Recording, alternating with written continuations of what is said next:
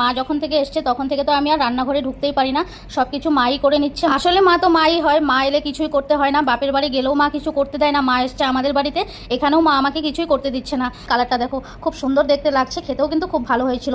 এখন সবাই চান টান করে নিলাম, চান টান করে দেখো সবাই এখানে খেতেও বসে পড়লাম। মা এখানে সবাইকে বেড়ে বেড়ে দিচ্ছে, রান্নাও মা করছে, খাবারও মা দিচ্ছে। সবাই রেডি হয়ে বাইরের দিকে দাঁড়িয়ে আছে। আজকে 2 জায়গায় যাওয়ার কথা আছে। প্রথমে ভাবলাম যাবো দক্ষিণেশ্বর যাওয়ার একটা কারণ আছে, তোমাদেরকে একটু পরে বলছি। এই দেখো মা দাঁড়িয়ে আছে, বাবা দাঁড়িয়ে আছে, আর আমার ছেলে তো ওর দাদু আর দিদুন ছাড়া কিছুই বোঝে না। প্রথম দক্ষিণেশ্বরে আসাই হয় সবসময়, পুজোও দেওয়া হয়েছে অনেকবার, এবার আর পুজো দিলাম না, আমরা শুধু ভেতরটা একটু ঘুরে চলে যাব।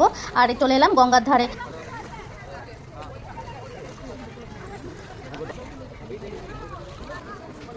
এই দোকান থেকেই মা প্রতিবার আচার নিয়ে যায়, আচারগুলো খেতে এত সুন্দর হয়। তোমরা যারা আচার খেতে খুব পছন্দ করো, একবার দক্ষিণেশ্বর গেলে এই কাকুর দোকান থেকে আচার কিনে নিয়ে যেতে পারো। তারপরে এই যে বেলুনোটা দক্ষিণেশ্বর ঘুরে আসলাম আজকে গিয়ে, কাল তো চলেই যাবে, আবার কবে আসবে কবে আসা হবে তাও জানি না। আর আসার সময় আমরা সবাই আইসক্রিম নিয়ে এসেছিলাম, এখন আইসক্রিম খাওয়া হবে।